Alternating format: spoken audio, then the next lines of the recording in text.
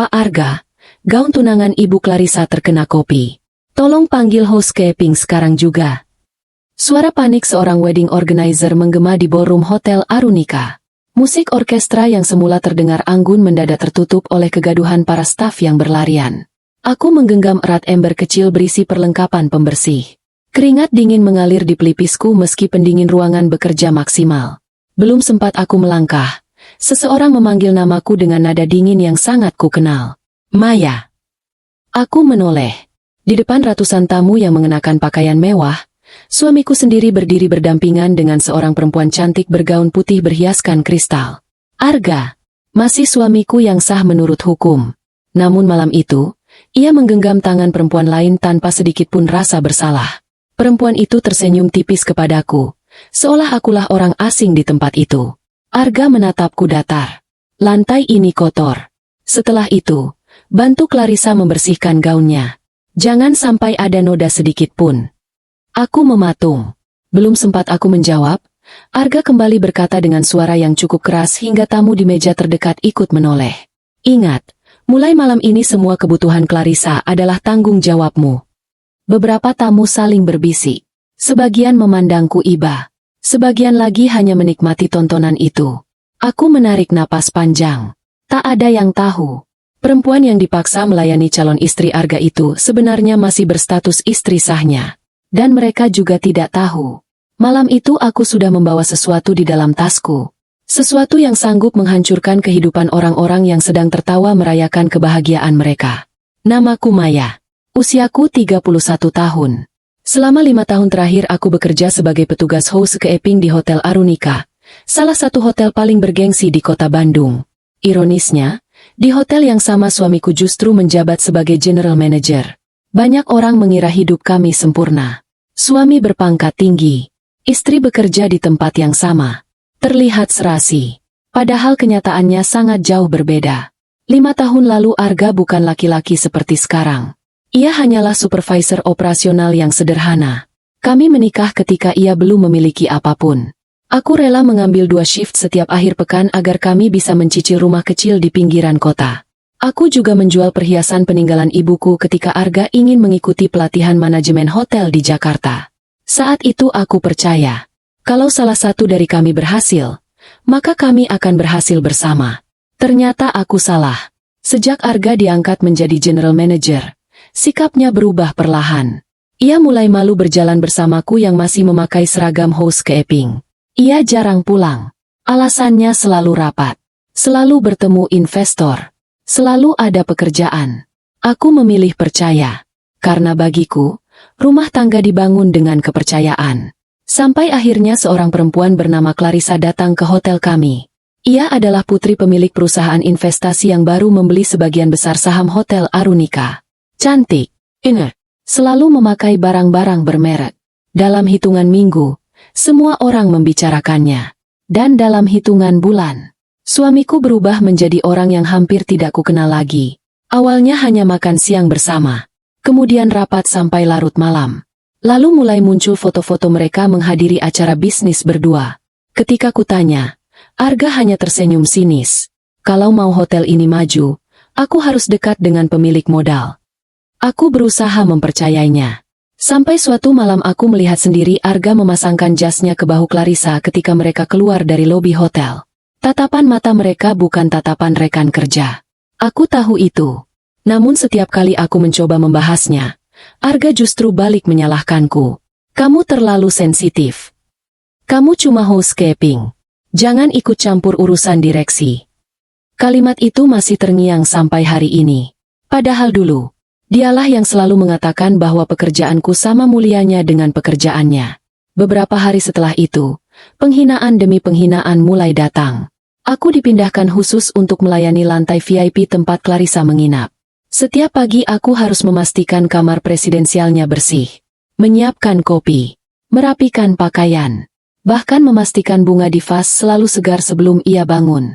Semua atas perintah Arga. Tidak ada seorang pun yang berani membantah. Karena jabatan Arga terlalu tinggi, dan Clarissa adalah calon pemilik hotel. Aku hanya mampu menggigit bibir setiap kali mereka berjalan melewatiku sambil tertawa. Mereka sama sekali tidak berusaha menyembunyikan kedekatan itu lagi. Seolah aku memang sudah tidak dianggap ada. Kalau sampai di bagian cerita ini kamu ikut merasakan sesaknya hati Maya, jangan lupa dukung cerita ini dengan menekan tombol subscribe. Dukunganmu membuat kami semakin semangat menghadirkan kisah-kisah penuh pelajaran seperti ini. Suatu sore, supervisor memanggilku. Maya, mulai besok kamu ditugaskan penuh di Suite Royal. Siapa tamunya, Pak? Ia tampak ragu menjawab. Ibu Clarissa. Dadaku langsung terasa sesak. Belum selesai aku mencerna perintah itu, supervisor menambahkan kalimat yang membuat lututku hampir lemas. Semua permintaan tamu harus kamu layani langsung. Itu instruksi Pak Arga. Aku hanya mengangguk pelan. Di dalam hati, ada firasat buruk yang sulit dijelaskan. Aku belum tahu bahwa penugasan ke Suite Royal itu bukan sekadar penghinaan. Di sanalah, tanpa sengaja, aku akan menemukan sebuah benda kecil yang menjadi awal runtuhnya kebohongan terbesar di Hotel Arunika. Keesokan paginya aku datang lebih awal dari biasanya. Jam di dinding ruang housekeeping baru menunjukkan pukul 6:15 ketika aku mulai mendorong troli perlengkapan menuju lantai 20, tempat Suite Royal berada. Lantai itu berbeda dengan lantai lainnya. Karpetnya lebih tebal, lampunya lebih hangat. Bahkan aroma di koridornya pun terasa seperti parfum mahal yang sengaja disemprotkan setiap beberapa jam. Semua tamu penting menginap di sana. Dan sekarang, orang yang harus kulayani setiap hari adalah perempuan yang terang-terangan merebut suamiku. Aku berhenti di depan pintu Suite Royal. Belum sempat mengetuk, pintu sudah terbuka. Clarissa berdiri dengan jubah mandi putih. Rambutnya masih setengah basah. Ia memandangku dari ujung kepala sampai kaki, lalu tersenyum tipis. Oh, akhirnya datang juga. Aku menunduk sopan. Selamat pagi, Bu. Saya Maya dari housekeeping. Ia melirik jam tangan. Kamu terlambat 3 menit. Aku menahan napas. Padahal aku datang sesuai jadwal yang diberikan. Namun aku memilih diam. Clarissa melangkah masuk sambil berkata tanpa menoleh. Hari ini banyak yang harus kamu kerjakan. Begitu memasuki kamar, mataku langsung melihat pakaian berserakan di atas sofa. Sepatu hak tinggi tergeletak begitu saja di lantai. Meja makan penuh dengan piring bekas sarapan. Di dekat balkon, beberapa gaun pesta menggantung sembarangan. Clarissa menunjuk satu persatu. Semua pakaian ini disetrika. Sepatu itu dibersihkan. Bunga di balkon diganti. Dan nanti sore bantu aku memilih gaun untuk gala dinner. Aku mengangguk pelan. Belum sempat bergerak, suara lain terdengar dari ruang kerja kecil di dalam suite. Maya. Aku mengenali suara itu. Arga. Ia keluar sambil merapikan dasinya. Wajahnya tampak santai, seolah tidak ada yang aneh berada di kamar perempuan lain sejak pagi. Aku berusaha mengalihkan pandangan. Namun Arga justru mendekat. Pastikan Clarissa tidak kekurangan apapun. Iya. Lakukan dengan baik. Nada bicaranya dingin. Bukan seperti suami kepada istrinya, melainkan seperti atasan kepada bawahan. Clarissa tersenyum puas melihat sikap Arga. Mas, nanti malam kita makan dengan investor jadi jangan lupa jas yang warna biru. Arga mengangguk. Baik. Mas, dulu hanya aku yang memanggilnya begitu. Kini panggilan itu keluar begitu saja dari bibir perempuan lain. Arga pergi tanpa sekalipun menatapku. Pintu tertutup. Suasana kembali sunyi. Aku mulai bekerja. Satu persatu pakaianku masukkan ke dalam kantong laundry. Gaun-gaun mahal itu harus diperlakukan dengan sangat hati-hati. Kesalahan kecil saja bisa membuatku menerima surat peringatan. Saat sedang merapikan meja rias, mataku menangkap sesuatu yang terjatuh di bawah kursi. Sebuah flash disk hitam berukuran kecil. Tidak ada merek, tidak ada gantungan. Hanya sebuah flash disk polos. Aku memungutnya. Mungkin milik Bu Clarissa. Aku hendak meletakkannya di meja. Namun suara Clarissa terdengar dari balkon. Maya. Ya, Bu. Tolong buatkan kopi. Aku buru-buru menyimpan flash disk itu di saku apron agar tidak hilang.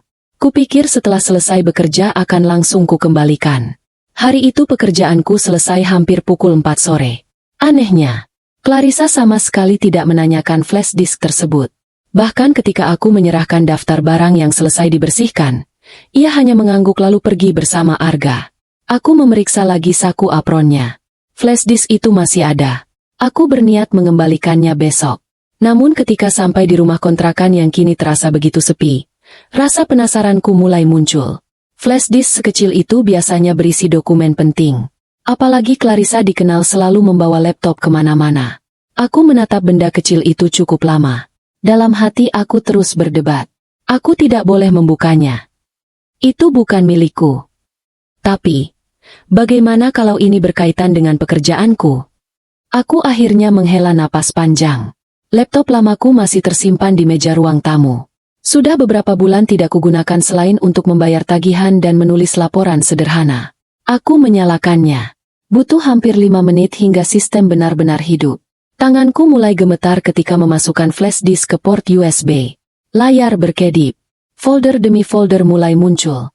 Yang pertama berjudul vendor. Lalu audit internal. Kemudian kontrak. Tidak ada foto pribadi. Tidak ada video liburan.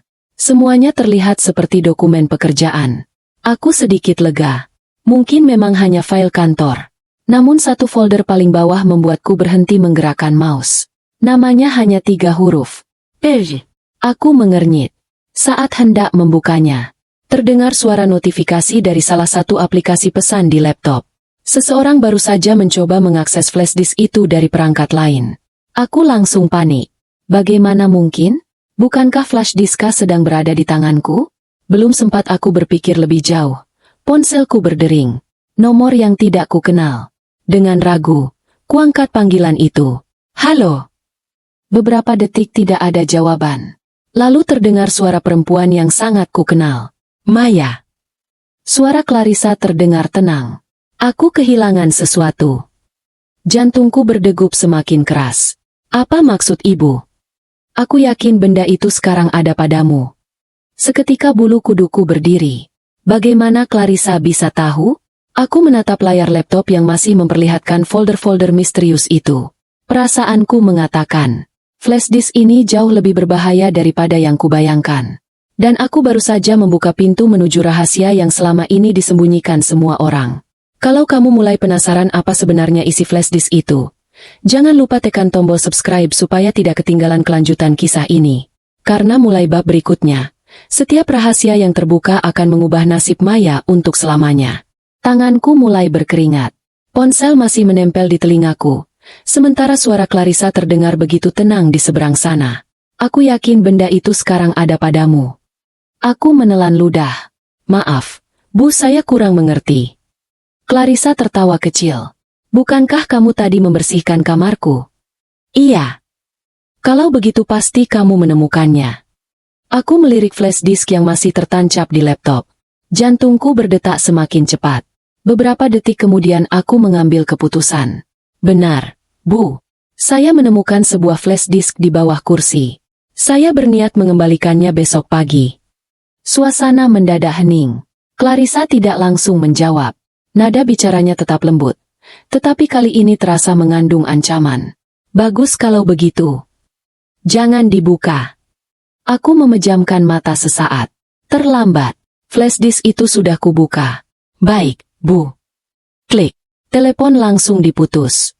Aku mengembuskan napas panjang. Perasaanku justru semakin tidak tenang.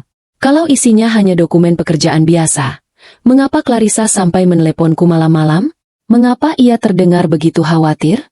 Aku kembali menatap layar laptop. Folder vendor kubuka lebih dulu. Puluhan file Excel berisi daftar pembayaran kepada berbagai perusahaan. Sekilas terlihat normal. Namun ada sesuatu yang aneh. Nama beberapa vendor muncul berkali-kali dengan nominal yang sangat besar. Padahal aku tahu perusahaan-perusahaan itu tidak pernah terlihat mengirim barang ke hotel. Aku bukan orang keuangan. Tetapi selama 5 tahun bekerja di Hotel Arunika, aku hafal hampir semua vendor yang rutin keluar masuk. Nama-nama ini asing. Aku membuka folder berikutnya. Audit internal.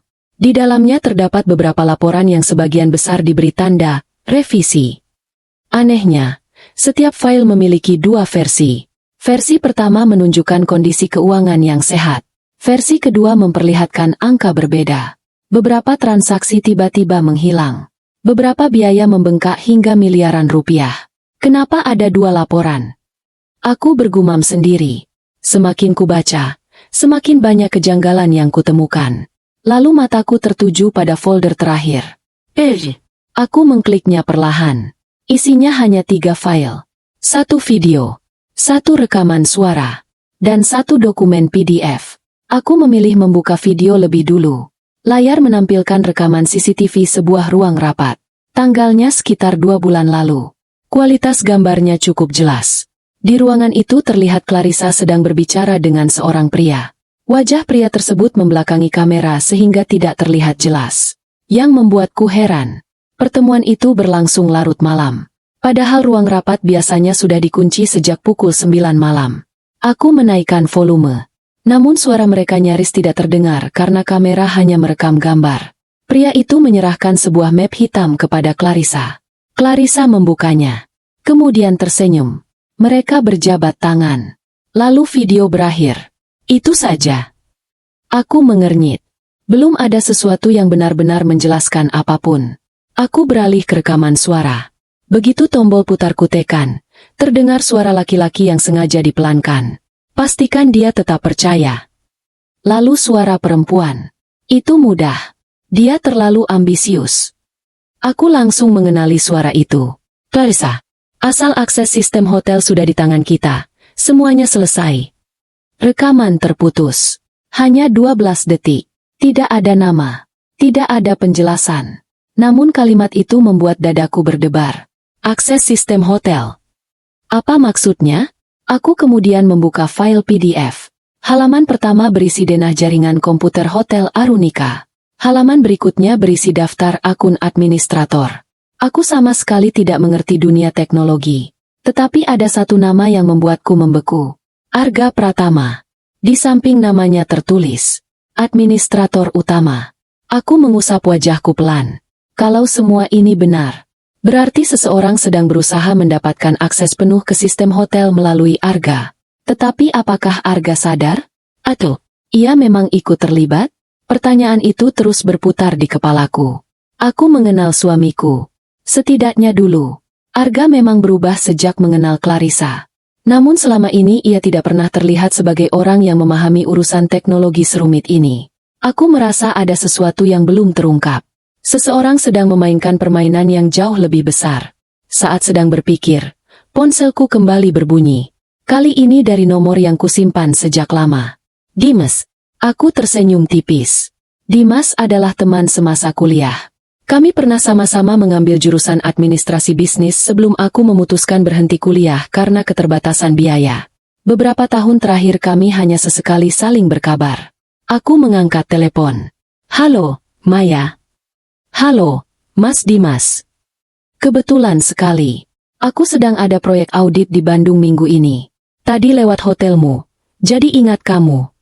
Aku terdiam beberapa saat. Audit. Kata itu langsung membuatku teringat pada isi flash disk. Dimas. Iya. Aku mau tanya sesuatu. Apa? Kalau ada laporan keuangan yang punya 2 versi berbeda, itu normal nggak? Di seberang sana terdengar jeda cukup lama. Tergantung kondisinya. Kalau angkanya berbeda jauh, biasanya itu bukan hal yang baik. Dadaku kembali sesak. Aku menarik napas pelan. Kalau aku minta bantuanmu melihat beberapa dokumen bisa? Bisa saja. Tapi Maya. Nada suara Dimas berubah serius. Jangan pernah sembarangan menyentuh dokumen perusahaan kalau kamu belum tahu sedang berhadapan dengan siapa. Kalimat itu membuatku menatap kembali layar laptop. Aku mulai sadar. Mungkin aku sudah terlalu jauh. Namun aku juga tahu satu hal. Kalau aku menutup laptop malam ini dan berpura-pura tidak pernah melihat semua ini, aku akan terus hidup sebagai perempuan yang diinjak-injak. Dan untuk pertama kalinya setelah sekian lama, aku memutuskan berhenti menjadi korban. Di luar rumah, hujan mulai turun deras. Aku menyalin seluruh isi flash disk ke hard disk pribadiku sebagai langkah berjaga-jaga. Lalu kusimpan kembali flash disk itu ke dalam amplop coklat. Besok pagi, aku akan mengembalikannya kepada Clarissa seolah tidak pernah membuka isinya. Tetapi diam-diam, aku juga akan mulai mencari tahu siapa pria dalam rekaman CCTV itu. Karena firasatku mengatakan, dialah kunci dari semua kebohongan yang sedang terjadi. Keesokan paginya aku datang ke Hotel Arunika dengan wajah setenang mungkin. Semalaman aku hampir tidak tidur. Berkali-kali aku memikirkan isi flash disk itu, juga percakapanku dengan Dimas. Semakin kupikirkan, semakin aku yakin bahwa semua yang kulihat bukan sekadar kesalahan administrasi. Sebelum naik ke lantai 20, aku memasukkan flash disk itu ke dalam amplop kecil berwarna coklat. Aku harus mengembalikannya. Kalau tidak, Clarissa pasti akan semakin curiga. Saat pintu suite royal terbuka, Clarissa sedang duduk di meja makan menikmati sarapan. Arga berada di sampingnya sambil membaca beberapa berkas. Aku berusaha mengabaikan pemandangan yang menusuk hati itu. Selamat pagi, Bu. Clarissa mengangkat wajahnya. Flash diskku. Aku mengeluarkan amplop itu dan meletakkannya di atas meja. Maaf, Bu. Kemarin tertinggal di bawah kursi. Clarissa tidak langsung mengambilnya. Ia justru menatapku lekat-lekat, seolah sedang membaca pikiranku. Kamu membukanya. Aku tersenyum tipis. Tidak, Bu. Saya takut kalau isinya dokumen penting. Beberapa detik suasana menjadi sangat sunyi. Lalu Clarissa mengambil amplop itu. Bagus. Ia langsung memasukkan flash disk ke dalam tasnya tanpa memeriksanya. Aku mengembuskan napas pelan. Setidaknya, untuk sementara, ia mempercayaiku.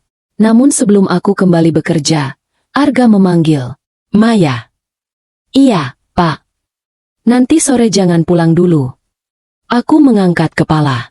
Ada tamu penting dari Jakarta. Kamu ikut membantu persiapan jamuan makan malam. Iya. Arga kembali sibuk membaca dokumennya. Tidak ada satupun kalimat yang menunjukkan bahwa aku adalah istrinya. Yang ada hanyalah hubungan antara atasan dan bawahan. Sepanjang hari aku bekerja seperti biasa. Membersihkan kamar, mengganti spray, merapikan minibar. Namun pikiranku terus memikirkan satu hal. Pria dalam rekaman CCTV. Siapa sebenarnya dia? Menjelang pukul 6 sore, tamu-tamu penting mulai berdatangan. Beberapa mobil mewah berhenti di depan lobi hotel. Aku membantu menyiapkan ballroom kecil untuk jamuan privat. Tanpa sengaja aku melihat Clarissa dan Arga berjalan menuju ruang VIP. Beberapa menit kemudian seorang pria berusia sekitar 60 tahun datang. Tubuhnya tinggi. Rambutnya sudah memutih.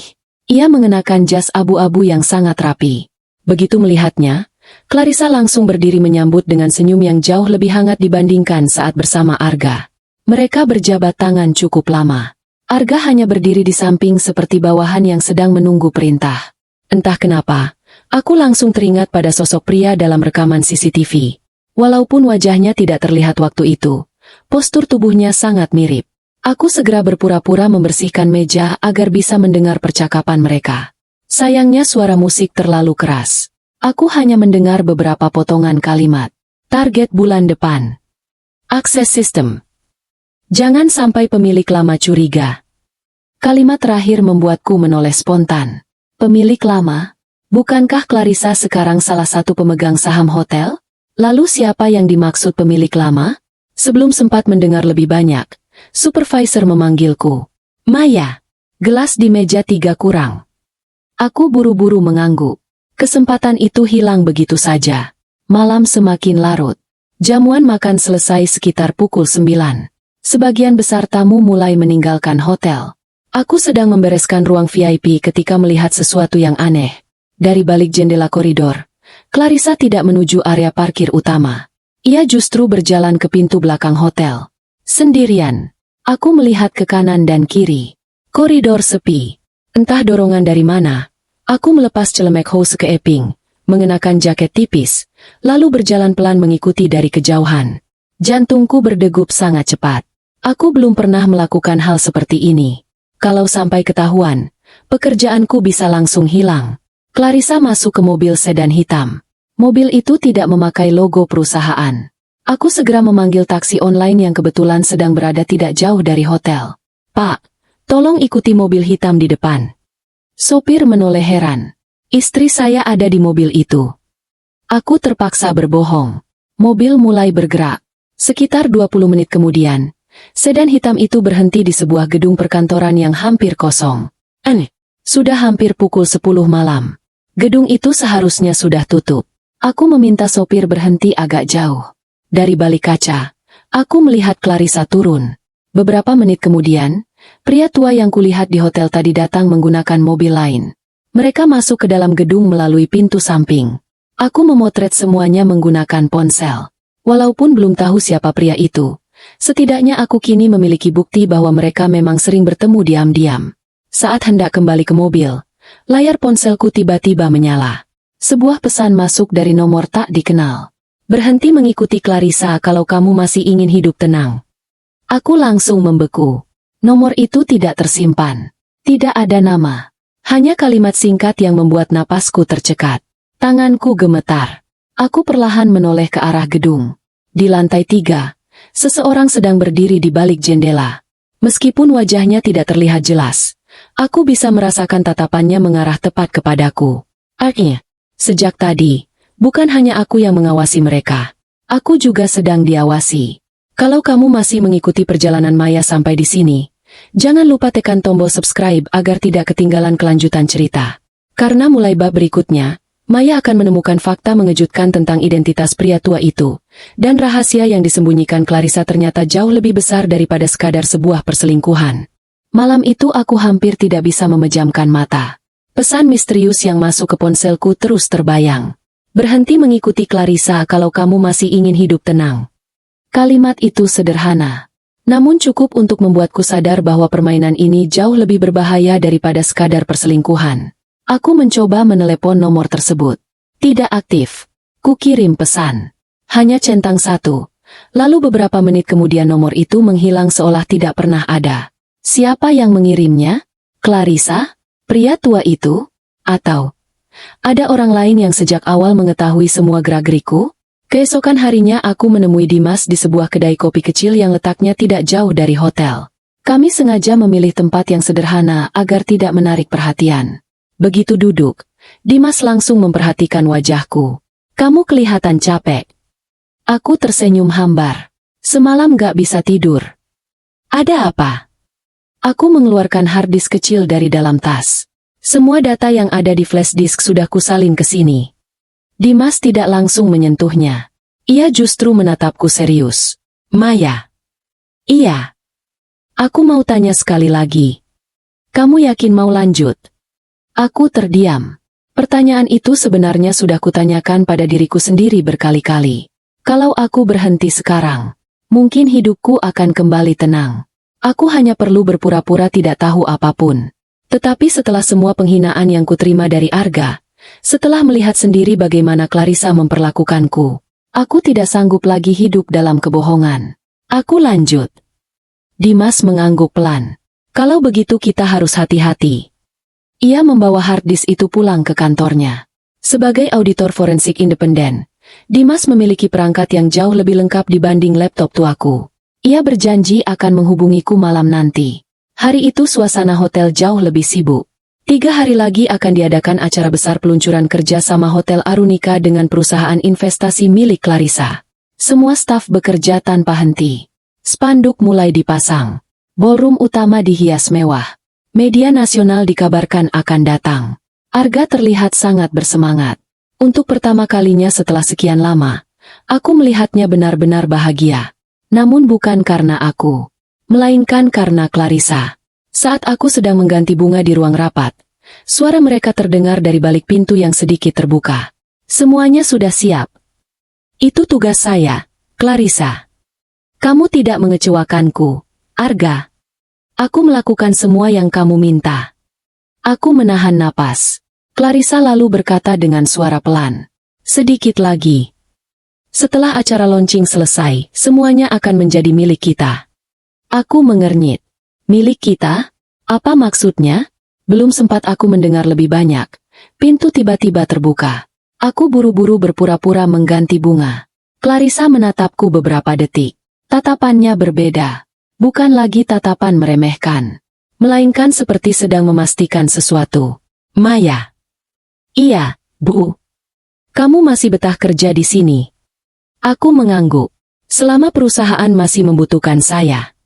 Clarissa tersenyum tipis. Bagus. Sebab setelah minggu depan, mungkin semua orang di hotel ini akan punya atasan baru. Ia lalu berjalan pergi. Kalimat itu membuat bulu kuduku meremang. Malam harinya Dimas menelepon. Sekarang kamu di mana? Di rumah. Duduk. Nanti kamu kaget. Jantungku langsung berdegup. Ada apa? Aku sudah telusuri seluruh vendor yang ada di file itu. Terus, hampir semuanya perusahaan fiktif. Aku menutup mulut. Apa? Alamatnya kosong. Sebagian bahkan sudah tidak aktif bertahun-tahun. Aku semakin sulit bernapas. Itu artinya, ada uang perusahaan yang sengaja dialihkan. Nominalnya. Dimas menarik napas. Hampir 58 miliar rupiah. Aku memejamkan mata. Jumlah sebesar itu sulit kubayangkan. Namun Dimas belum selesai. Ada satu hal yang lebih mengejutkan. Apa? Pria tua yang kamu foto semalam. Aku langsung berdiri. Kamu tahu siapa dia? Iya. Namanya Leonard Wijaya. Nama itu terasa asing. Dia siapa? Dimas menjawab perlahan. Direktur utama Grup Meridian. Aku mencoba mengingat. Bukankah Grup Meridian adalah jaringan hotel terbesar di Indonesia? Iya. Dan mereka adalah pesaing terbesar Hotel Arunika. Darahku seolah berhenti mengalir. Kalau begitu, kenapa Clarissa diam-diam bertemu direktur perusahaan pesaing? Belum selesai rasa terkejutku, Dimas kembali berkata, masih ada satu fakta lagi. Apa? Clarissa bukan calon investor seperti yang selama ini diberitakan. Aku mengerutkan dahi. Maksudmu? Dia ternyata hanya konsultan akuisisi. Dia bekerja untuk Leonard. Aku langsung terduduk lemas. Semua potongan puzzle mulai tersusun. Clarissa bukan sedang membantu Hotel Arunika berkembang. Ia sedang membantu perusahaan pesaing mengambil alih hotel itu dari dalam. Dan Arga, selama ini hanya menjadi alat. Namun pertanyaan terbesar masih belum terjawab. Apakah Arga sadar sedang dimanfaatkan? Atau justru ia ikut menikmati semua keuntungan itu? Saat percakapan hampir selesai, Dimas berkata pelan, Maya. Iya. Aku berhasil membuka satu file yang sebelumnya terenkripsi. Apa isinya? Beberapa detik Dimas terdiam. Lalu ia berkata dengan suara yang jauh lebih serius. Besok kita harus bertemu. Kenapa? Karena file itu berisi daftar orang yang akan disingkirkan setelah proses pengambil alihan selesai. Jantungku berdetak keras. Siapa saja? Suara Dimas terdengar lirih. Namamu. Ada di urutan paling atas. Aku mematung. Tanganku yang memegang ponsel mendadak terasa dingin. Apa, kamu yakin tidak salah lihat, Mas? Sudah aku cek 3 kali. Namamu tertulis jelas. Dadaku naik turun menahan napas. Untuk apa namaku ada di sana? Itu yang belum kita tahu. Telepon berakhir setelah Dimas memintaku berhati-hati dan tidak mempercayai siapapun di hotel. Malam itu aku duduk sendirian di ruang tamu kontrakan kecilku. Pikiranku kacau. Aku hanyalah seorang petugas housekeeping. Gajiku pas-pasan. Aku bahkan tidak punya jabatan penting. Lalu mengapa aku harus disingkirkan? Semakin kupikirkan, semakin tidak masuk akal. Keesokan paginya aku bertemu Dimas di kantornya. Ia langsung menyalakan komputer dan membuka file yang dimaksud. Di layar terlihat sebuah dokumen berjudul Transisi Operasional. Isinya berupa daftar nama karyawan Hotel Arunika. Di samping setiap nama terdapat keterangan. Dipertahankan. Dipindahkan. PHK. Aku menelusuri daftar itu perlahan. Lalu mataku berhenti pada satu baris. Maya Prameswari. Status. Diberhentikan segera setelah proses akuisisi selesai. Alasannya hanya 3 kata. Mengetahui terlalu banyak. Aku menatap Dimas. Padahal waktu dokumen ini dibuat, aku bahkan belum menemukan flash disk itu. Dimas mengangguk. Itulah yang membuatku heran. Kami terus membaca sampai halaman terakhir. Di sana terdapat catatan kecil. Pastikan General Manager tetap percaya bahwa seluruh keputusan berasal dari investor. Jangan sampai ia mengetahui rencana sebenarnya sebelum proses pengambil alihan selesai. Aku menunjuk kalimat itu. Berarti Arga belum tahu semuanya. Dimas mengangguk pelan. Sepertinya begitu. Aku terdiam. Entah kenapa, ada rasa lega bercampur kecewa. Aku memang marah kepada Arga. Aku membenci perlakuannya. Namun jauh di dalam hati, aku tidak pernah benar-benar percaya bahwa laki-laki yang dulu kucintai mampu mengkhianati perusahaan tempat ia membangun karir sejak nol. Ternyata dugaanku benar. Arga memang bersalah, tetapi ia juga sedang dimanfaatkan. Sebelum pulang, Dimas memberiku sebuah flash disk baru. Ini salinan semua bukti. Kamu simpan. Kalau sesuatu terjadi padaku. Dimas tersenyum tipis. Aku sudah mengirim salinannya ke tempat yang aman. Aku mengangguk. Untuk pertama kalinya sejak semua ini dimulai, aku merasa tidak sendirian. Siang harinya suasana hotel semakin sibuk. Semua orang mempersiapkan acara grand launching yang tinggal 2 hari lagi. Aku sedang membersihkan ruang rapat eksekutif ketika mendengar suara Arga dari dalam. Semua akses server sudah saya serahkan. Clarissa tersenyum. Bagus. Kamu memang tidak pernah mengecewakanku. Aku berhenti mengelap meja. Server? Bukankah rekaman suara di flash disk juga membahas akses sistem? Aku mengintip dari celah pintu. Di atas meja terdapat sebuah map berwarna hitam. Clarissa membuka salah satu halamannya. Sekilas aku melihat logo Hotel Arunika. Lalu ia menandatangani beberapa dokumen. Yang membuatku terkejut. Dokumen itu langsung dimasukkan ke tas milik pria tua bernama Leonard. Berarti, Leonard juga ada di ruangan itu. Arga tampak tidak menyadari apa yang sedang terjadi. Ia bahkan tersenyum bangga ketika Leonard menepuk bahunya. Kerja bagus. Aku tidak sabar melihat hasilnya.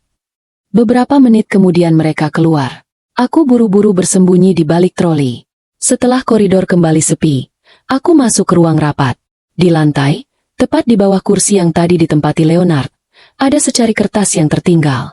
Aku mengambilnya. Hanya selembar. Namun isinya membuat napasku tercekat. Di pojok kanan atas tertulis, Rencana integrasi Hotel Arunika ke grup Meridian. Di bawahnya terdapat jadwal. Hari pertama setelah peluncuran kerjasama. Mengganti seluruh sistem keuangan, memindahkan dana operasional, menonaktifkan akun administrator lama, menghentikan kontrak beberapa karyawan. Aku memotret dokumen itu secepat mungkin sebelum mengembalikannya ke tempat semula. Aku tidak berani mengambilnya.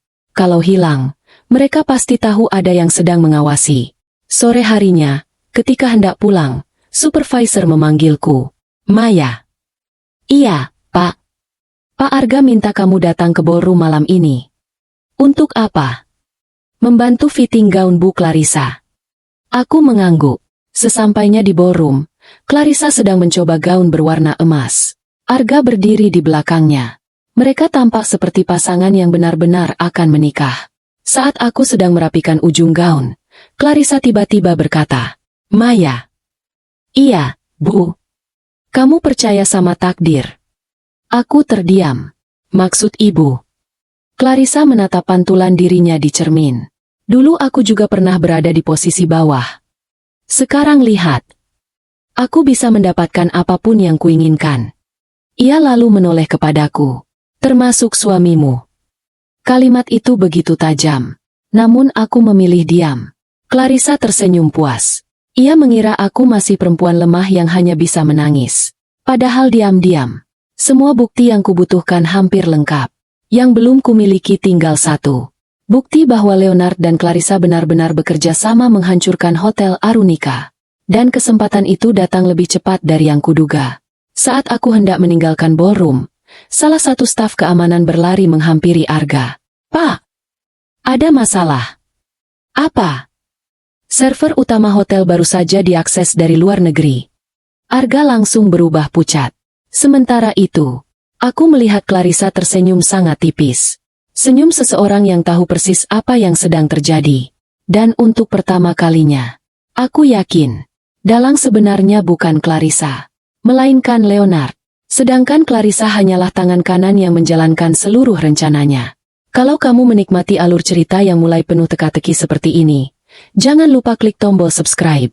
Dukunganmu membuat kami terus menghadirkan drama dengan plot twist yang semakin menegangkan. Sejak insiden server itu, suasana Hotel Arunika berubah drastis. Tim teknologi informasi mondar-mandir tanpa henti. Beberapa ruangan yang biasanya terbuka kini dijaga petugas keamanan. Arga hampir tidak pernah keluar dari ruang kerjanya. Wajahnya terlihat jauh lebih tegang dibanding hari-hari sebelumnya. Aku memperhatikannya dari kejauhan. Untuk pertama kalinya sejak berbulan-bulan, aku melihat rasa panik di wajah suamiku. Mungkin akhirnya ia mulai menyadari ada sesuatu yang tidak beres. Namun aku belum bisa memastikan apakah ia benar-benar tidak tahu, atau hanya sedang berpura-pura. 2 hari kemudian tibalah hari yang paling ditunggu seluruh manajemen hotel. Grand launching kerjasama Hotel Arunika dengan perusahaan investasi milik Clarissa. Sejak pukul 6 pagi seluruh staf sudah sibuk. Karpet merah digelar. Lampu ballroom diperiksa berkali-kali. Media nasional mulai berdatangan. Aku mendapat tugas di area VIP untuk memastikan seluruh ruangan tetap bersih sebelum tamu masuk. Sekitar pukul 9 pagi, supervisor menghampiriku. Maya. Iya, Pak. Pak Arga meminta kamu mengantar map ini ke ruang administrasi. Ia menyerahkan sebuah map hitam yang cukup tebal. Aku tidak curiga. Sebagai staf housekeeping, aku memang sering diminta mengantar dokumen ketika office bow sedang sibuk. Aku menerima map itu lalu berjalan menuju lift. Namun baru beberapa langkah. Berhenti. Suara keras itu membuat seluruh orang di lobi menoleh. 2 petugas keamanan berlari menghampiriku. Maaf, Bu Maya. Kami harus memeriksa tas Anda. Aku mengernyit. Ada apa? Salah satu petugas terlihat gugup. Kami hanya menjalankan perintah. Belum sempat aku bertanya lagi, Clarissa datang bersama Arga dan beberapa manajer hotel. Wajah Clarissa tampak cemas. Astaga. Semoga bukan benar dia. Aku semakin bingung. Maksud ibu apa? Clarissa menatapku dengan ekspresi kecewa. Kalung berlian milik perusahaan hilang. Aku membelalakan mata. Kalung. Itu akan dipamerkan kepada investor hari ini. Arga menatapku tajam. Maya. Tolong buka tasmu. Aku merasa tidak bersalah. Tanpa ragu kubuka resleting tas kerja yang kubawa setiap hari. Petugas keamanan mulai memeriksa isinya. Dompet, botol minum, kotak bekal, payung lipat. Semua dikeluarkan satu persatu. Lalu, salah satu petugas mengangkat sebuah kotak bludru berwarna biru tua. Apa ini? Aku langsung membeku. Kotak itu bukan milikku. Petugas membukanya perlahan. Di dalamnya tergeletak sebuah kalung berlian yang memantulkan cahaya lampu ballroom. Suasana mendadak sunyi. Beberapa tamu yang baru datang mulai berbisik-bisik. Itu kan kalung yang akan dipamerkan. Kenapa ada di tas karyawan? Astaga. Aku menggeleng cepat. Itu bukan milikku. Aku tidak pernah melihat benda itu. Clarissa langsung menutup mulutnya seolah syok. Aku benar-benar tidak menyangka. Arga menatapku dengan mata penuh kemarahan. Maya. Demi apa kamu melakukan ini? Aku maju 1 langkah. Arga, dengarkan aku. Aku dijebak. Percaya padaku. Namun Arga justru menepis tanganku. Cukup. Aku sudah memberimu pekerjaan. Aku membiarkanmu tetap bekerja di sini meskipun hubungan kita sudah berantakan. Tapi ternyata kamu membalasnya seperti ini. Aku merasa dadaku diremas. Selama 5 tahun menikah, ia tidak pernah sekalipun memanggilku pencuri. Namun hari itu, di depan puluhan orang, ia memperlakukanku seperti penjahat. Aku melihat ke arah Clarissa. Perempuan itu menundukkan wajah. Tetapi sudut bibirnya tampak sedikit terangkat. Senyum kemenangan. Saat itulah aku sadar. Semua ini memang sudah direncanakan. Petugas keamanan membawaku ke ruang pemeriksaan. Tidak lama kemudian, pihak kepolisian juga datang karena laporan kehilangan barang bernilai tinggi. Aku diminta menjelaskan semuanya. Aku menceritakan sejak pagi aku hanya bekerja seperti biasa. Tidak ada yang percaya. Bukti paling kuat ada di dalam tasku. Beberapa jam kemudian, setelah rekaman CCTV diperiksa, polisi menemukan sesuatu yang janggal. Tidak ada satupun rekaman yang menunjukkan aku mengambil kalung tersebut. Terdapat jeda hampir 15 menit di kamera koridor tempat tasku ditinggalkan saat aku dipanggil supervisor. Rekaman itu hilang. Seseorang telah menghapusnya. Polisi belum bisa menetapkanku sebagai tersangka karena buktinya belum cukup. Tetapi nama baikku sudah hancur. Hotel langsung mengeluarkan surat pemberhentian sementara. Saat aku keluar dari ruang pemeriksaan, Arga sudah menunggu. Ia melemparkan sebuah amplop putih ke arahku. Apa ini? Surat cerai. Aku mengangkat kepala perlahan. Kamu bahkan tidak mau mendengar penjelasanku. Arga menggeleng. Aku sudah lelah. Selama ini aku mempertahankan pernikahan ini hanya karena rasa kasihan. Kalimat itu terasa lebih menyakitkan daripada tamparan. 5 tahun kebersamaan kami, ternyata hanya dianggap belas kasihan. Aku menatapnya lama, lalu mengambil pulpen yang disodorkannya. Tanganku memang bergetar, tetapi bukan karena ingin mempertahankan rumah tangga ini, melainkan karena akhirnya aku sadar, laki-laki yang kucintai sudah benar-benar hilang. Aku menandatangani surat itu tanpa mengucapkan sepatah kata pun. Arga tampak terkejut. Mungkin ia mengira aku akan menangis, memohon, atau berlutut. Aku hanya menyerahkan kembali surat itu. Semoga suatu hari nanti kamu tidak menyesali keputusanmu. Aku berbalik berjalan menuju loker karyawan. Tidak ada yang tahu. Di dalam loker itu sudah kusimpan flash disk dari Dimas, salinan dokumen keuangan, foto Leonard dan Clarissa, serta seluruh bukti yang selama ini kukumpulkan. Namun saat kubuka pintunya, aku langsung membeku. Lokerku kosong. Semua map, semua flash disk, semua bukti lenyap tanpa sisa. Dadaku langsung sesak. Aku terlambat. Mereka bukan hanya menjebakku sebagai pencuri. Mereka juga telah mengambil seluruh bukti yang kumiliki. Dan di saat itulah, sebuah suara pelan terdengar dari belakangku. Mencari ini, Maya? Aku menoleh. Clarissa berdiri sambil memegang flash disk berwarna hitam di tangannya. Ia tersenyum penuh kemenangan. Namun yang tidak diketahui Clarissa, beberapa hari sebelumnya, Dimas diam-diam telah membuat salinan lengkap seluruh bukti dan menyimpannya di tempat yang tidak mungkin mereka temukan. Aku menatap flash disk di tangan Clarissa tanpa mengubah ekspresi. Perempuan itu mengayun-ayunkannya pelan di depan wajahku, seolah sedang memperlihatkan trofi kemenangan. Wajahmu lucu sekali, Maya. Aku tahu semua yang selama ini kamu lakukan. Aku tetap diam. Clarissa melangkah mendekat. Kamu pikir kamu cukup pintar untuk mengawasiku? Ia tertawa pelan, lalu memasukkan flash disk itu ke dalam tasnya. Sayang sekali. Permainanmu selesai. Aku hanya menatap matanya. Tidak ada rasa panik. Tidak ada air mata. Sikapku justru membuat Clarissa sedikit heran. Ia mengira aku akan memohon agar bukti itu dikembalikan. Padahal, flash disk yang dipegangnya hanyalah salinan pertama. Semua data penting sudah diamankan Dimas sejak beberapa hari lalu. Aku sengaja tidak mengatakan apapun. Biarkan mereka merasa menang. Karena orang yang merasa sudah menang biasanya akan mulai lengah. Aku keluar dari hotel membawa satu koper kecil berisi pakaian. 5 tahun bekerja. 5 tahun membangun rumah tangga. Semuanya berakhir dalam 1 hari. Saat berjalan melewati pintu utama hotel, beberapa rekan kerja hanya memandangku dari kejauhan. Ada yang tampak iba. Ada yang memilih menghindari tatapanku. Tidak ada satupun yang berani mendekat. Mereka takut ikut terseret. Aku tidak menyalahkan mereka. Baru beberapa langkah meninggalkan hotel, sebuah mobil berhenti di depanku. Kaca jendelanya turun perlahan. Maya. Suara Dimas. Ayo masuk. Aku masuk ke mobil tanpa banyak bicara. Begitu pintu tertutup, aku akhirnya mengembuskan napas panjang. Semuanya sesuai dugaan. Dimas mengangguk. Aku tahu. Kamu tahu.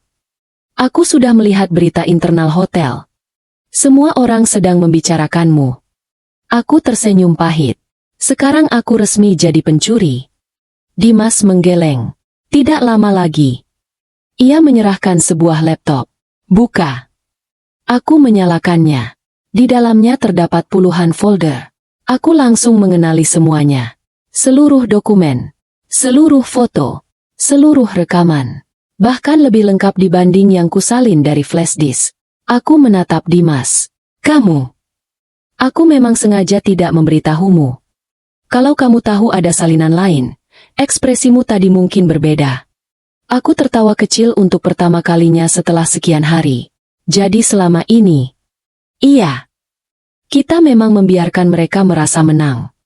Selama 3 hari berikutnya, kami bekerja tanpa henti. Dimas menghubungi beberapa rekannya yang ahli di bidang audit digital. Mereka berhasil memulihkan file-file yang sebelumnya terenkripsi. Disitulah akhirnya seluruh kebenaran mulai terlihat. Ternyata Leonard telah menjalankan operasi yang sama di beberapa hotel lain. Modusnya selalu sama. Mengirim konsultan cantik untuk mendekati eksekutif perusahaan. Memanfaatkan akses internal. Mengalihkan dana melalui vendor fiktif. Lalu membeli saham perusahaan yang sudah melemah dengan harga murah. Setelah itu perusahaan pesaing diambil alih. Aku bergidik. Hotel Arunika hanyalah target berikutnya. Namun yang membuatku paling terkejut adalah isi salah satu rekaman suara. Suara Leonard terdengar sangat jelas. Arga tidak perlu tahu semuanya. Biarkan dia merasa sedang membangun masa depan. Setelah semua aset berpindah, dia juga kita singkirkan. Aku menatap Dimas. Jadi, Arga memang cuma dimanfaatkan. Iya. Tidak ada Rp1 pun yang masuk ke rekening pribadinya. Aku menutup mata. Aku tidak lagi mencintai Arga seperti dulu. Namun mendengar kenyataan bahwa ia juga akan dihancurkan oleh orang yang sangat dipercayainya tetap membuat hatiku terasa sesak. Keesokan harinya sebuah berita besar muncul.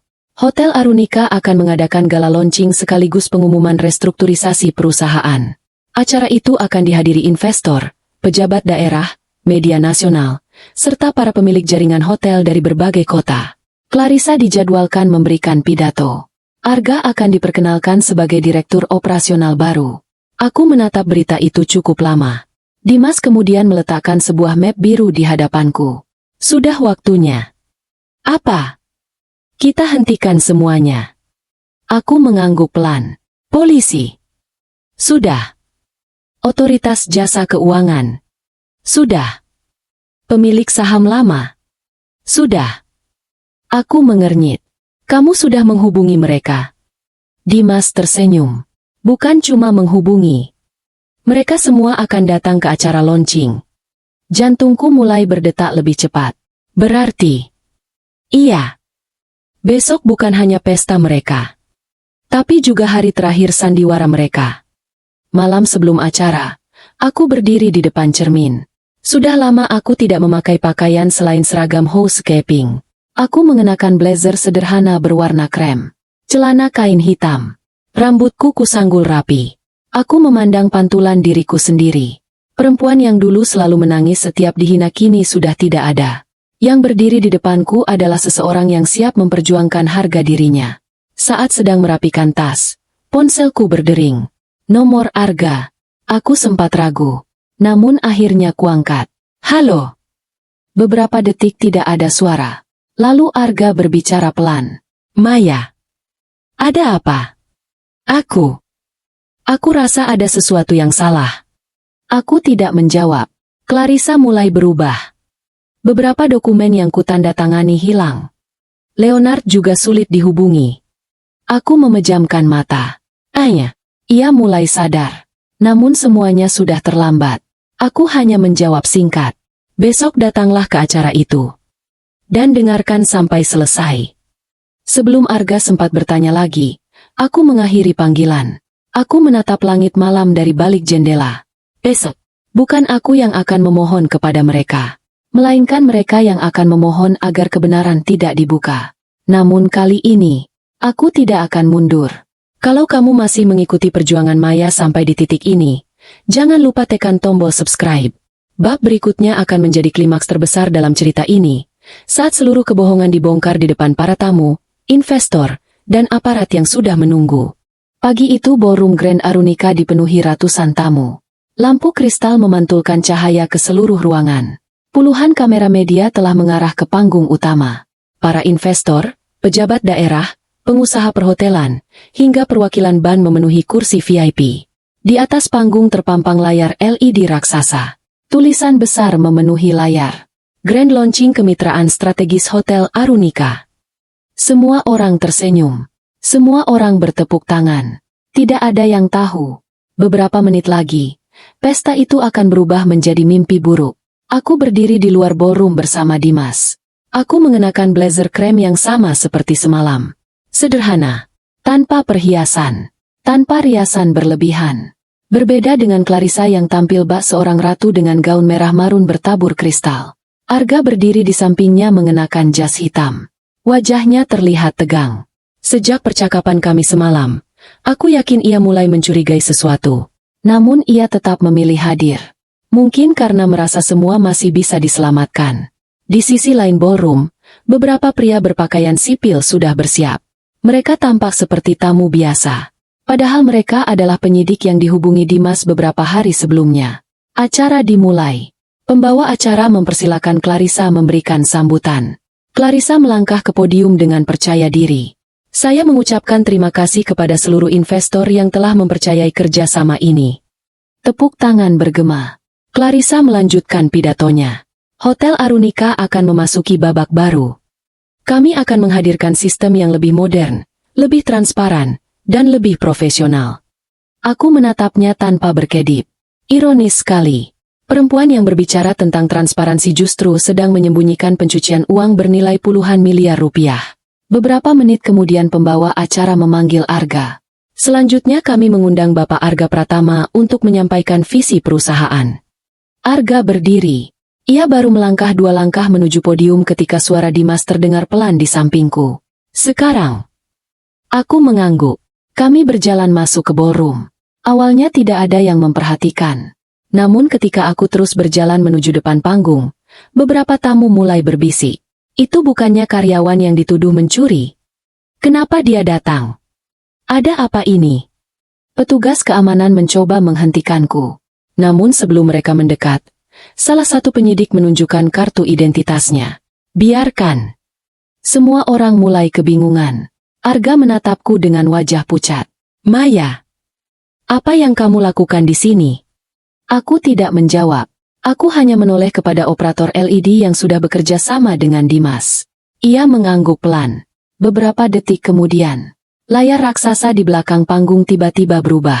Logo acara menghilang. Berganti dengan sebuah video. Ruangan langsung hening. Video itu memperlihatkan Clarissa sedang bertemu Leonard di ruang rapat hotel pada larut malam. Walaupun tanpa suara, terlihat jelas Leonard menyerahkan map berisi dokumen kepada Clarissa. Clarissa menerimanya sambil tersenyum. Para tamu mulai saling berpandangan. Apa ini? Belum sempat Clarissa bereaksi, video kedua diputar. Kali ini rekaman suara. Suara Leonard terdengar sangat jelas melalui pengeras suara ballroom. Arga tidak perlu tahu semuanya. Biarkan dia merasa sedang membangun masa depan. Setelah aset berpindah, dia juga kita singkirkan. Seluruh ruangan mendadak sunyi. Arga membeku. Ia perlahan menoleh ke arah Clarissa. Apa maksudnya ini? Clarissa mulai kehilangan senyum. Itu rekayasa. Aku akhirnya berbicara. Bukan. Itu rekaman asli. Aku mengangkat sebuah map biru. Di dalam map ini terdapat hasil audit forensik. Selama hampir 1 tahun, dana Hotel Arunika dialihkan melalui 19 vendor fiktif. Total kerugian sementara mencapai 58 miliar rupiah.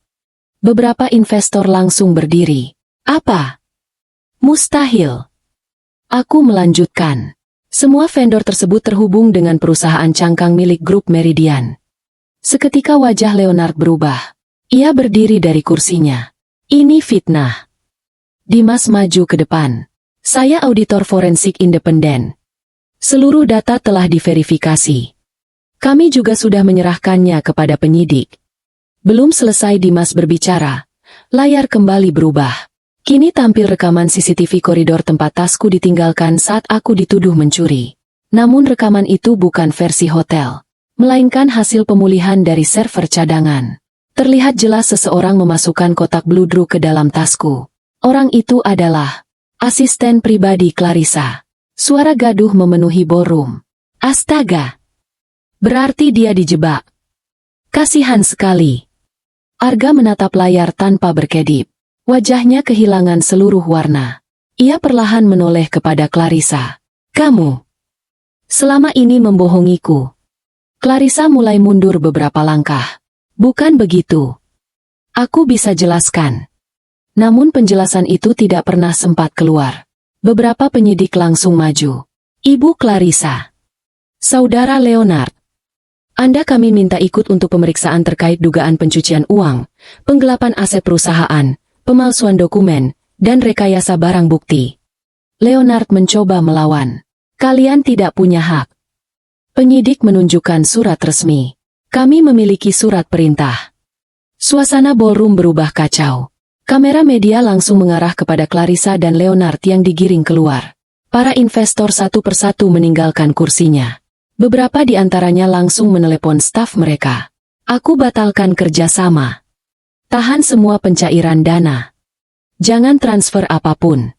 Dalam hitungan menit, pesta yang tadinya dipenuhi tepuk tangan berubah menjadi lautan kepanikan. Arga masih berdiri di atas panggung. Tatapannya kosong. Ia menatapku dengan mata yang mulai berkaca-kaca. Maya. Aku. Namun aku hanya membalas tatapannya. Tidak ada lagi kebencian. Tidak ada juga cinta. Yang tersisa hanyalah seseorang yang akhirnya melihat kebenaran, tetapi terlambat. Dan itu adalah hukuman terberat baginya. Ballroom Grand Arunika yang beberapa menit lalu dipenuhi tepuk tangan kini berubah menjadi lautan kepanikan. Para wartawan berebut mengambil gambar. Investor meninggalkan kursi mereka satu persatu. Beberapa tamu bahkan memilih keluar tanpa menunggu acara selesai. Di sudut ruangan, Leonard dan Clarissa digiring penyidik menuju pintu keluar. Untuk pertama kalinya sejak mengenalnya, wajah Clarissa tidak lagi dipenuhi kesombongan. Ia menoleh ke arahku. Maya. Aku bisa jelaskan. Aku hanya menatapnya tanpa mengucapkan sepatah kata pun. Tidak ada lagi yang perlu dijelaskan. Semua bukti sudah berbicara. Saat Clarissa melewatiku, ia berhenti sejenak. Tatapannya berubah menjadi penuh kebencian. Kalau bukan karena kamu, semua ini tidak akan terjadi. Aku tersenyum tipis. Bukan aku yang menghancurkan hidupmu. Kamu sendiri yang melakukannya saat memilih berbohong. Penyidik langsung membawa Clarissa keluar dari ballroom. Sorot kamera mengikuti setiap langkahnya. Nama yang selama ini dipuja sebagai investor muda sukses kini berubah menjadi sorotan dalam kasus dugaan pencucian uang dan penggelapan aset. Di sisi lain ruangan, Arga masih berdiri mematung. Tangannya gemetar. Map presentasi yang sejak tadi dipegangnya jatuh ke lantai. Ia menatap layar LED yang masih menampilkan bukti-bukti transaksi ilegal. Semua yang selama ini dibanggakannya ternyata hanyalah sandiwara. Beberapa anggota dewan direksi mendekatinya. Pak Arga, kami perlu menonaktifkan seluruh akses Anda untuk sementara. Arga mengangguk pelan. Ia bahkan tidak berusaha membela diri. Salah satu komisaris hotel berkata tegas, Anda memang tidak terbukti menerima aliran dana. Tetapi kelalaian Anda menyebabkan perusahaan mengalami kerugian yang sangat besar. Mulai hari ini Anda diberhentikan dari jabatan General Manager sampai proses investigasi selesai. Arga menutup mata. Dalam hitungan menit, ia kehilangan jabatan yang selama ini begitu dibanggakan.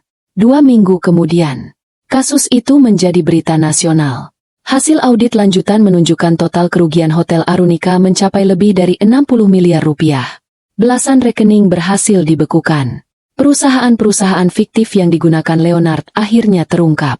Clarissa ditetapkan sebagai tersangka karena terbukti ikut merekayasa dokumen, memalsukan transaksi, dan menjebakku dalam kasus pencurian kalung berlian.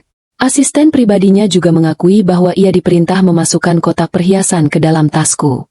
Namaku akhirnya dipulihkan. Pihak hotel mengirimkan surat permintaan maaf resmi. Mereka juga mencabut seluruh tuduhan terhadapku. Namun, semua itu sudah tidak berarti lagi. Aku tidak pernah berniat kembali bekerja di sana. Sebulan kemudian, aku resmi dipanggil sebagai saksi dalam persidangan. Setelah sidang selesai, aku baru keluar dari gedung pengadilan ketika seseorang memanggil namaku. Maya. Aku berhenti. Arga berdiri beberapa meter di depanku. Penampilannya jauh berbeda. Jas mahal yang dulu selalu melekat kini berganti kemeja sederhana. Wajahnya tampak lebih kurus. Matanya dipenuhi penyesalan. Apa kabar? Baik. Ia menundukkan kepala. Aku minta maaf.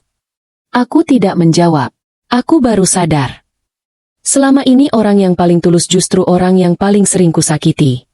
Suasana menjadi hening. Aku terlalu sibuk mengejar jabatan. Aku terlalu silau dengan kekuasaan. Aku bahkan membiarkanmu dipermalukan di depan semua orang. Ia menarik napas panjang. Kalau saja waktu bisa diulang. Aku memotong ucapannya dengan lembut. Arga. Ia mengangkat kepala. Tidak semua hal dalam hidup bisa diperbaiki hanya dengan kata maaf. Air matanya mulai jatuh. Aku tahu. Tapi, kalau masih ada sedikit kesempatan, maukah kamu pulang? Aku memandangnya cukup lama, lalu tersenyum. Senyum yang bukan lagi dipenuhi harapan, melainkan ketenangan. Dulu, aku bertahan karena takut kehilangan suami. Sekarang, aku memilih pergi karena akhirnya aku menemukan diriku sendiri. Arga menangis. Namun kali ini aku tidak ikut menangis. Aku berbalik meninggalkannya. Tanpa rasa marah. Tanpa rasa dendam. Karena memaafkan bukan berarti harus kembali. 6 bulan kemudian, hidupku berubah jauh. Berkat keberanianku mengungkap kasus di Hotel Arunika, sebuah jaringan hotel nasional menawariku posisi sebagai manajer kepatuhan internal. Pekerjaanku kini memastikan setiap prosedur perusahaan berjalan sesuai aturan agar kasus serupa tidak terulang.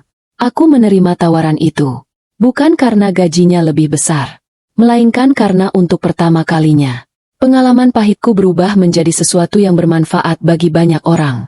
Sementara itu, proses hukum terhadap Leonard dan Clarissa masih berjalan. Sebagian besar aset mereka disita negara. Hotel Arunika perlahan bangkit dengan manajemen baru. Aku tidak pernah lagi melewati hotel itu.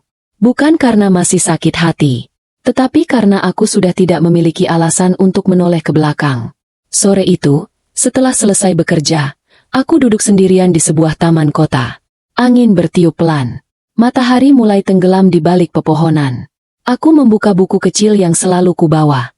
Di halaman terakhir kutulis satu kalimat. Harga diri tidak pernah sebanding dengan mempertahankan seseorang yang terus memilih menyakitimu. Aku menutup buku itu sambil tersenyum. Perjalanan yang paling sulit ternyata bukan membongkar kebohongan orang lain, melainkan berani meninggalkan kehidupan yang terus membuatku kehilangan diriku sendiri. Dan hari itu, aku tahu, aku akhirnya benar-benar menang. Terima kasih sudah mengikuti kisah Maya dari awal hingga akhir. Jika cerita ini memberikan pelajaran atau menyentuh hati kalian, jangan lupa dukung channel ini dengan menekan tombol like, subscribe, dan aktifkan lonceng notifikasi agar tidak ketinggalan cerita-cerita drama penuh makna berikutnya. Sampai jumpa di kisah selanjutnya.